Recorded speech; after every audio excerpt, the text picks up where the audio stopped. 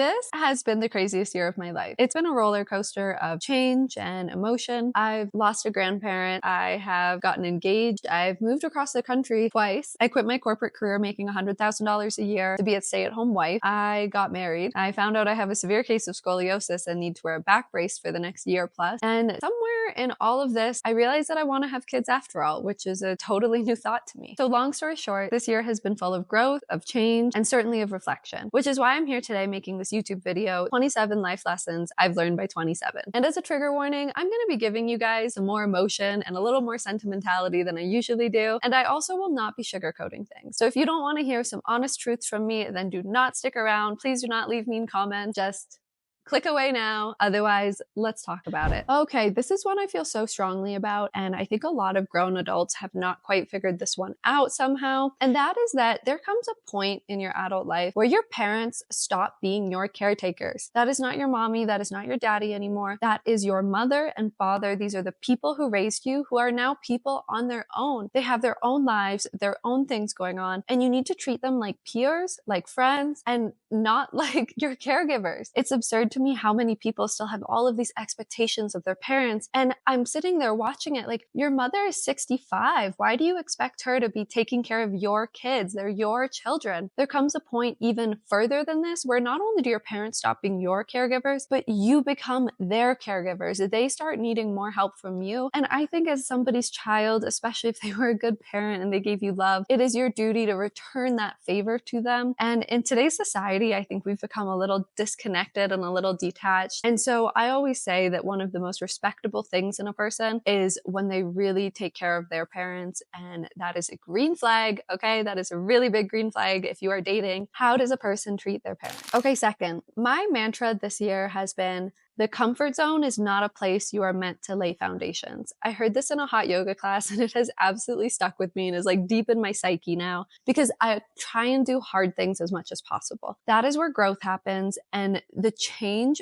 makes you grow as a person. It makes you grow as a human. Genuinely, the hardest things I've done, I've always come out the other side being better off for it. You work out, it's uncomfortable, and your muscles literally grow. The same thing is for emotional situations that are uncomfortable, but you can get through those and you grow and you learn something. Tough situations at work, it's the same thing. Moving across the country is absolutely not comfortable, and I've done this now 3 times in the last 24 months, and yet it was all worth it because now that I'm in Park City, I am so happy. Me and my husband are so happy here, and we never would have found this happiness had we not made the big leap from LA to Miami and then Miami to Park City, and we tried Wyoming and we settled on Park City. We love it here. It's great. But that uncomfortability to take us from one place to the next until we were truly satisfied, that was uncomfortable. It was change, but it was good change, and it made us both grow. Okay, also, this one is such a big one that I've had to learn this year. Do not let the fear of embarrassment or the fear of other people's judgment hold you back from chasing your dreams or from trying the things you want to try in life. Specifically, YouTube has really taught me this one. I was so embarrassed for so many years. I was so afraid that my peers, that my friends, that my family would judge me and they would think less of me. And you know what?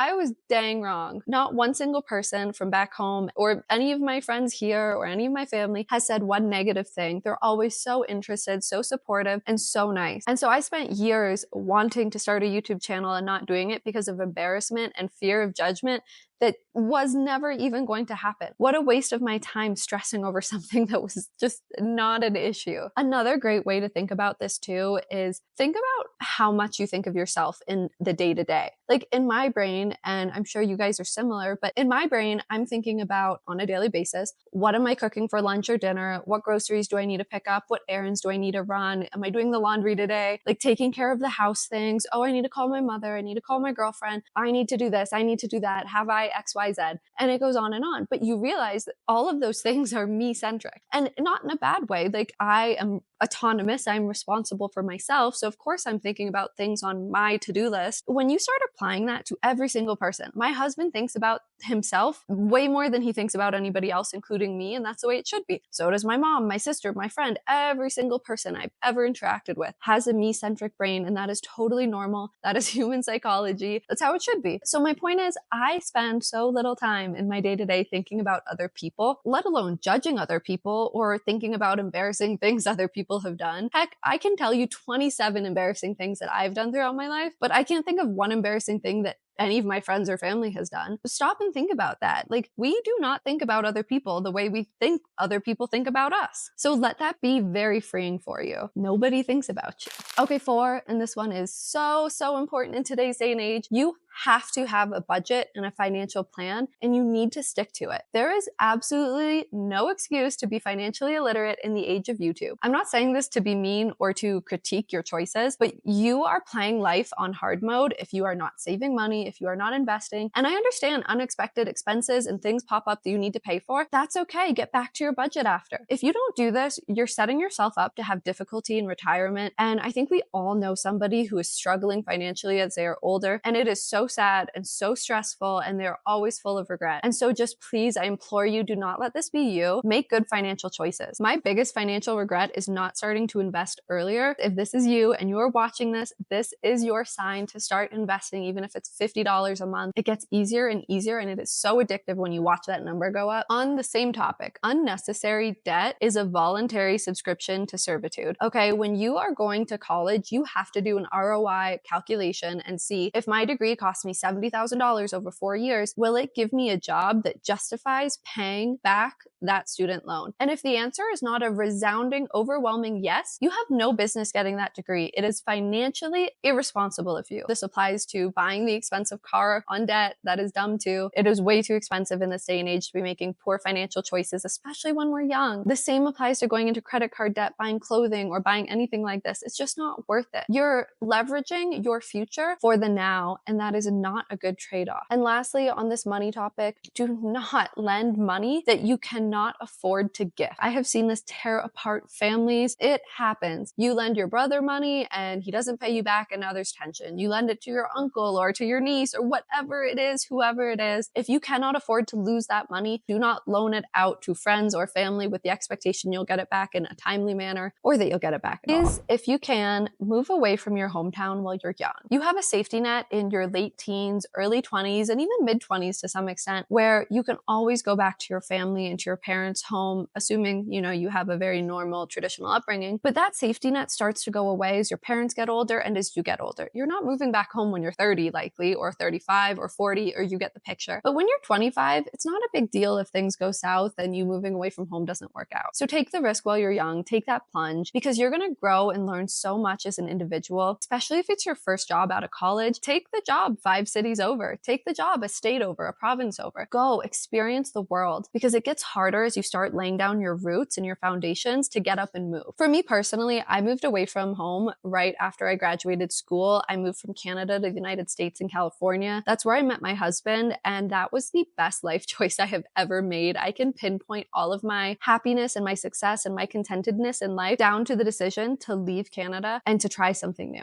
If you're watching this and you're in high school or you're in college, or if you're a young adult in general, drugs and alcohol are not your friend. I can tell you what I've seen living in big cities, the amount of substance use and abuse, and people justify it with, oh, I'm just partying. The drinking, and they justify it as, oh, I'm just out with the girls. You don't realize how fast that adds up financially, and you don't realize how fast it starts to take a toll on your social lives, your familial lives, and especially your work life. Your young years are supposed to be the years that you're trying really hard to build your career and establish yourself for the rest of your life. And if instead you're partying and going out and drinking, it's going to make that a lot harder on you. Not to mention, it also takes a physical toll. You look older, your skin isn't as good, and it's just not good for your health overall. While we're on the topic of health, please work out while you're young. I have seen this as my husband is 12 years older than me. It's just the natural course of aging. It does get harder to maintain muscle, to maintain the physique and the fitness. This is actually something my husband had told me when he first met me, and he's like, now is the time. You have to get fit, and just for yourself, for your own health, because as you get older, it gets harder as a woman, especially, to maintain that muscle mass. We have to work out while we're young, because it will make getting older a lot easier on us. This is one of those ones I learned the hard way, and I will be the first to talk about it. You can't play God with your body. I got a rhinoplasty, I got a breast augmentation done, and I do not come from a family that does plastic surgery. So this was a big leap into the unknown for me, I'll say. I don't regret it. I'm very fortunate and thankful that I was able to do these things. They're expensive. I went into it with an expectation that my nose would be perfectly dainty and it would look exactly the way I thought it would, and that my breasts would look perfect and exactly the way I thought they would. And it's just not the case. You cannot play God and expect perfection. Everything has side effects. My rhinoplasty, when I got it done, I had a little indent on the side of my nose and I literally had to get filler in there because it, like, you could see it front on. It was really bad. It causes a lot of stress because you look at yourself in the mirror and you don't recognize yourself. For the breast augmentation, if you guys don't know, it's a pretty grim process. Those first few weeks after, you're very swollen, nothing's sitting cute or nice or right. And the body dysmorphia that I felt, I cried for weeks. My husband, I think I scared this poor man because he felt so bad. He didn't know what to do for me. I just looked at myself and I would start crying. I felt like I'd mutilated myself. And it's because it wasn't the result I was hoping for. And objectively, I got great results on both. Objectively, I know that, and I remind myself to be thankful all the time. Similarly, on this topic, this is just my true personal experience on this one. Birth control pills were not my friend. I was on them for a couple of years and I straight up did not have a period. I didn't have my period for a year and a half, 2 years. That's so unnatural. And I'm not a doctor. You have to make choices for yourself and your own body. But when you start digging into the details and the side effects of these things, you realize that we really shouldn't be handing them out so simply to young women. So please, I just urge you, if that's something you're on or something you're considering doing, please look into the side effects and just make an informed decision. Okay, I think we're on 9 now. And this is one that I also learned the hard way. And that is to be picky as absolute heck with your relationships. A good rule I follow is that in a relationship, 1 + 1 = 2, usually, right? Like if you and a friend together are just good, 1 + 1 = 2. Ideally, in friendship or partnership, anything, 1 + 1 should equal 2.5 or 3, ideally, right? When you are together, you are better than when you are individual. And the worst thing that you have to look out for is when 1 + 1 is equal to 1.5 or 1. Like when you have those detrimental relationships where you're so toxic that when you're together, you are worse off than you were when you're on your own. You just have to be so picky because these things will either ruin your life or accelerate your success in life. We've all heard the saying that you're the sum of the 7 people you surround yourself by. Well, it's a saying for a reason. And tied into that is, of course, your partner. It is the single most important decision you're going to make in your entire life. So don't F it up, okay? Do not F it up. If you look at your partner and you cannot think, if I had a child who turned out to be an exact copy of this person, I would be very proud of that. If you can't say that about your partner, you have the wrong partner. This may make some people uncomfortable, but I live by a motto of being radically honest. If you are trying to get into a relationship with somebody, I'm not saying you need to trauma dump or tell them all your secrets or anything like that right away. But what I am saying is that be honest about who you are, what you want. Don't play games. Don't give them little white lies to try and make yourself seem better than you are or to make them fall in love with you. All of these things add up over time and you end up with these like bricks in your relationship. You start slowly building a wall between you and your partner or even you and your friend when you're dishonest with them, when you don't tell them the full truth. These things do build up, and as the years go on, they just get harder and harder to remove. So just a final thought on that one, don't play emotional games. I see so many people play emotional games in dating in big cities, and it makes me so sad because you're wasting your time and their time, and you're bringing drama and chaos into both of your lives. And frankly, there's no happiness there when you can't be honest with yourself and with other people.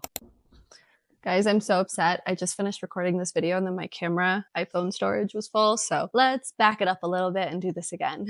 Okay, stop giving the world access to your life. If you do not make money on social media, stop putting all of your business out there. Nobody needs to know everything about you. And honestly, it will be such a big weight lifted off of your shoulders because you stop feeling the need to put on a show. You stop feeling the need to keep up with the Joneses because, well, nobody's looking into your life anymore. So go through your following list and remove everybody that you don't want to consume their life, and then go to your followers list and remove everybody that you don't know, that you don't like, that you don't want to have access to you, and then go private. It is the most freeing thing ever. I promise you, there will be no regret. Okay, this is one that even I, to this day, am still practicing myself, and that is to stop procrastinating so much. When you procrastinate, you literally worry about something so much before you even do the thing, and then you do the thing, and the thing itself wasn't that bad, but the procrastinating made it seem horrible. Something that happened to me recently recently, and I'm kind of embarrassed even sharing this. I had to get a new license. And so in Canada, I had applied. They shipped out my new license to my old home. The last time I saw my mother, she gave me my mail. And, I thumbed through it and none of it was from the government. So my license wasn't in there. Anyways, weeks go by. She still hasn't gotten it. Then you need to go through this whole crazy process to get a new license. And so I'm stressing because I'm in America. I don't want to have to fly home to do this. As I'm stressing about this, my husband, Jonathan, just goes through my mail that my mom gave me that had been sitting there for 6 weeks. And he's like, your license is right here. Why didn't you open this? And he had even reminded me to open my mail. And so here I was, my procrastination on doing that just caused me so much strife for no reason. And that's just such a small, silly example of why procrastinating on small things can be so bad for you. Okay, next, write down your goals. I've learned this one, especially with YouTube this year. My goal is to get monetized. So I wrote that down and then I started working backwards. I want to be monetized by my 1-year anniversary of my first uploaded video. And so I said, okay, that's a few months away. Then the watch hours I need divided by my average watch hour, this many videos in the next 3 months. Great. That's how many videos I need to make. And that's how I started planning. So when you write down your goals, they become much more achievable because you can start figuring out the steps you need to take to meet your goals. Overall, I just say better to write down a goal. And even if you don't take a direct path there, it's better to zigzag in that general direction than to have no goals and to just go wherever the wind blows you,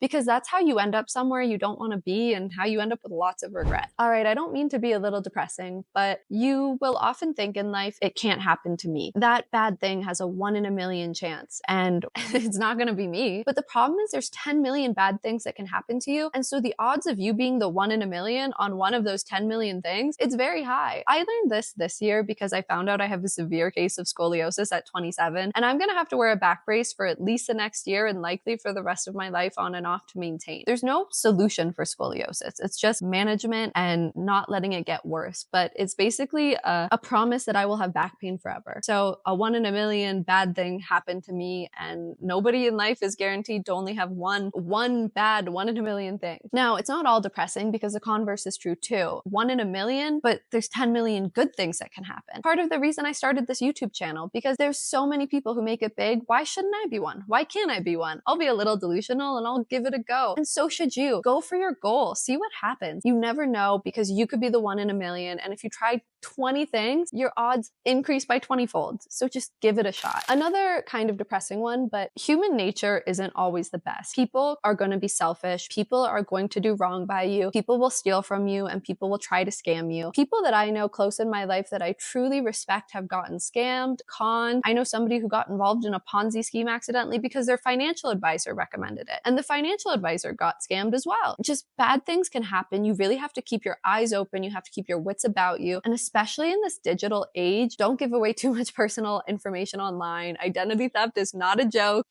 Yes, that's a reference. You just really have to be safe. Don't be silly. Bad things can happen. This next one is much more lighthearted, but learn to cook. This will change your life in so many positive ways. For me personally, I have like 5 staple meals that I can just brainlessly go to the grocery store, pick out the groceries, come home and cook them. And I don't really have to think about it. And then I do experiment and add different recipes in there sometimes. Not only am I saving a lot of money, I'm much healthier, but an unintended positive consequence is you become so much more desirable in the dating world. Everybody has to eat. Most people like to eat good food. So if you can add cooking a good meal on your resume, it will do you wonders. Pro tip. Your reputation is the one thing that nobody can take away from you. If you lost it all tomorrow in flood, fire, natural disaster, or just heck, your business goes under, your reputation will still stick with you. So if you are a man or woman of honor, if you do what you say you will do and you stick to your word, people will respect you. They will say good things about you, and it will be so much easier for doors to open when you have that trust and that reputation. Okay, this one's a little spicy, but I'm just gonna be honest and tell you guys what I've seen in my own life. And that is that you really shouldn't get tattoos or piercings, unique piercings, or dye your hair funky colors. Don't do any of that stuff while you're young. Generally speaking, the world is very judgmental. And while I have no bone to pick in this fight, I have just seen it impact young people's ability to get jobs, to get partners even. Because as you start taking these unique appearances on, especially when they're things that you can't change easily later, people do judge you. The world is judgmental, as I've said. You're just reducing your odds at getting the promotion, at getting your dream partner. Why would you reduce your odds when you're so young? I just think if you really want to do these things, power to you, but wait till you're 30. We change our minds so much when we're young. I mean, even me, I never wanted kids. Never, ever, ever. And now here I am at 27 saying, yeah, you know what? I do want kids in the near future. Take my word for it. Avoid the tattoos and crazy piercings until you're a little bit older. It will just make things a lot easier. This one's very important about your health, and that is to take care of your teeth. I speak from experience. I was quite the candy lover when I was a kid. Lots of sour candies and lots of cavities too. So as I've gotten older, I've had to learn good teeth hygiene habits, and now it's a lot of brushing after meals, flossing, going to the dentist regularly, and I've come to love the dentist actually. I love having clean teeth. But these things get so hard to fix as you get older. When you are older, not only do they get harder to fix, but sometimes they're not fixable. And now you're talking very expensive procedures to just have good teeth. And honestly, good teeth is the best investment you can make. Good teeth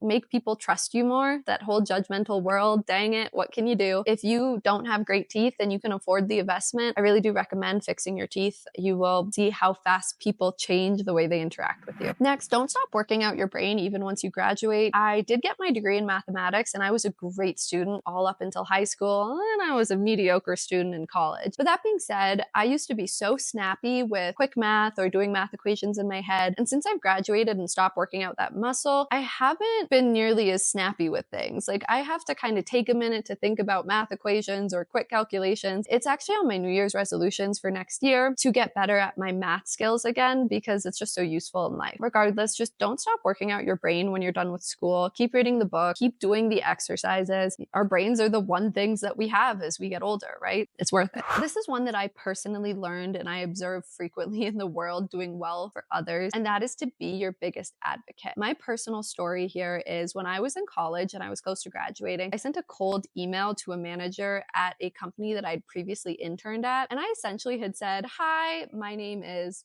I used to work at this company as an intern. Here's what I worked on. I think I would be a great fit on your team, and I was wondering if you were hiring. Shockingly, it worked. He responded, said, of course I remember you. Would love to have you on my team. I'm actually hiring an analyst. And that is how I ended up in California, in the US, coming from Canada. And that's how I met my husband. And I attribute all of the happiness and success I have in life now to sending that cold email. So send the dang email, ask for the raise, toot your own horn. Closed mouths do not get fed. This is a sentimental and a very personal one. Somebody in my family very close to me has had depression for as long as I can remember. I used to think that if only I could take away the struggles in this person's life, if I could just make them happier, if I could just give them good things, that they would be cured of their depression, that they would be happier themselves. And I've come to learn that's just not true. You have to choose happiness on your own. It's a choice you have to make every single day. You have to wake up and feel gratitude for what you have, and you have to choose to be happy. And this is something that I practice in my daily life too. Whenever I find myself feeling unhappy or thinking, ugh, why do I have to do this? I remind myself that I'm being a brat.